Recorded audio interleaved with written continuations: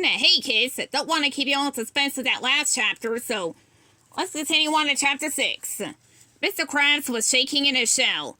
Then a bolt of lightning burst from King Neptune's staff and hit him in the backside. Mr. Krabs howled and hopped around the restaurant, smoke pouring from his pants. "Me pants are on fire!" screamed Mr. Krabs. "Me underwear's on fire! I'm on fire!" Mr. Krabs dived into a tub of water and put out the fire. As his bottom sizzled, he sighed with relief. King Neptune laughed, and he aimed his trident once again. Let's see. No, no, Eugene Krabs, you will be punished, he declared. But before the king could unleash... let's see. Another lightning bolt. SpongeBob SquarePants jumped in front of his boss and cried, "Wait!" "What?" said Neptune. "I flattered you would do this on my account," said SpongeBob, "but being manager isn't worth... punishing Mr. Krabs over. See, Neptune's eyes grew stormy. "Quiet, fool," he hollered. "Mr. Krabs stole my crown and sold it to Shell City. That's why he must be punished." SpongeBob scratched his square head. "Gee, doesn't it seem a little harsh to punish someone over a crown?" he asked. Neptune shook his head. "You don't understand. My crown is the symbol of my king-like authority." The king leaned over and whispered. "And, just between you and me, my hair is thinning a bit." "Oh, your highness, I'm sure it's not that noticeable," said SpongeBob. The king considered SpongeBob's words. Then, standing tall, Neptune pulled the paper bag off his head. The glare on his bald spot was so strong it practically blinded everyone. "See, bone!" screeched SpongeBob, pointing at the chrome dome and shielding his eyes. Reddening, Neptune quickly placed the bag back on his head. All right, that's enough," he said. SpongeBob now understood how important the crown was to the king. He tugged at Neptune's beard. "King Neptune, sir," said SpongeBob, "would you spare Mr. Krabs from punishment if I went and got your crown back?" "You?" bellowed Neptune.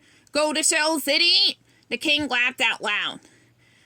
"The road to Shell City is the most dangerous journey any man can undertake," said the king. "What chance would you have? You're just a kid."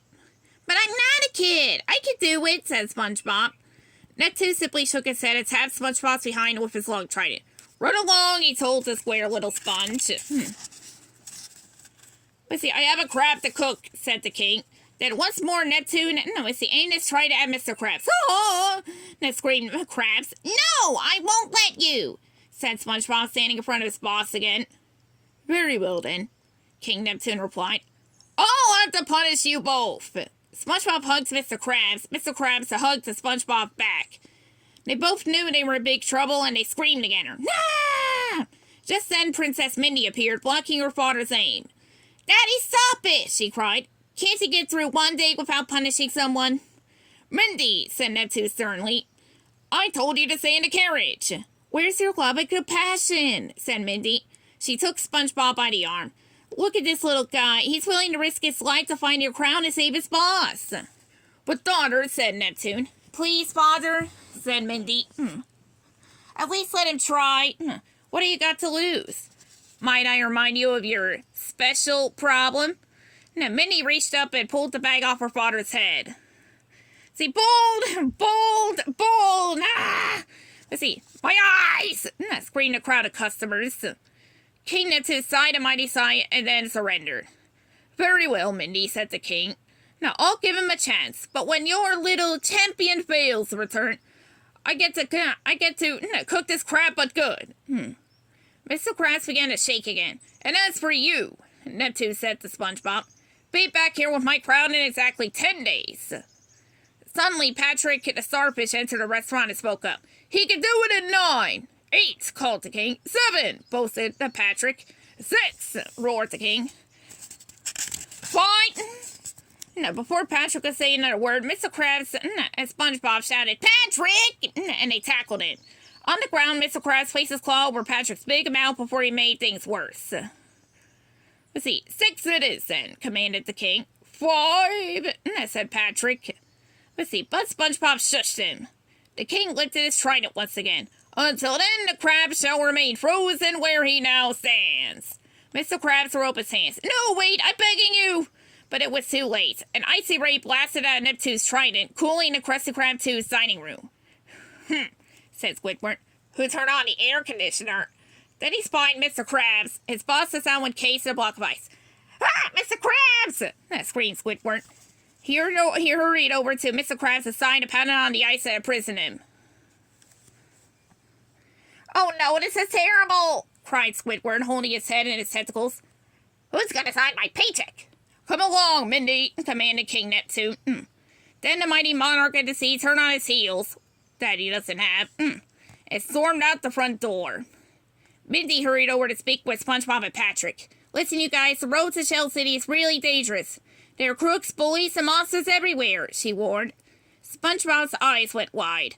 Patrick just stared at Mindy, awestruck. He had never seen a mermaid, before, let alone one so beautiful.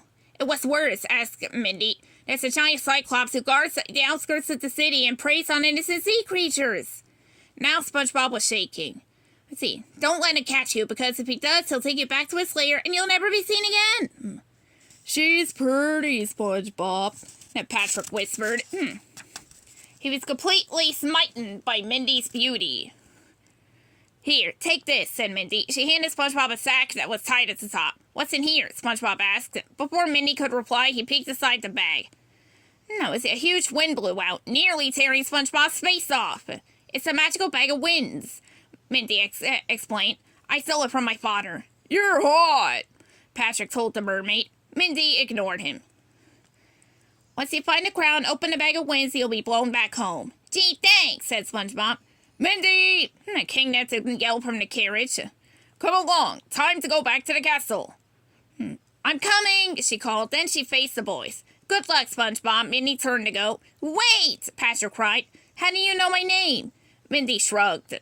Oh, I'm going to be queen of the sea one day. I've learned the names of all the sea creatures.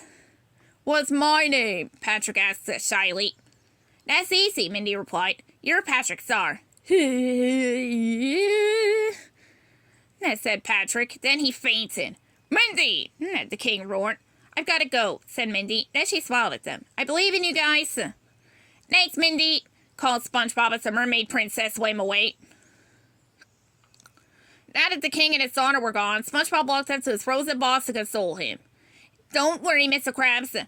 Patrick, Squidward, and I pass, said Squidward. Patrick and I, hi. Patrick waved. We're gonna save you from Neptune's wrath. You got nothing to worry about. Your life is in our hands. Mr. Krabs' frozen face. Looked down at them. Even through the thick layers of magical ice, they could hear the restaurant owner groan. But SpongeBob SquarePants wasn't discouraged. In fact, he was filled with determination. There's a steely glint in his spongy eyes as he grabs Patrick's arm and said, Let's go get that crown. The adventure begins with Chapter 7, which will be next time.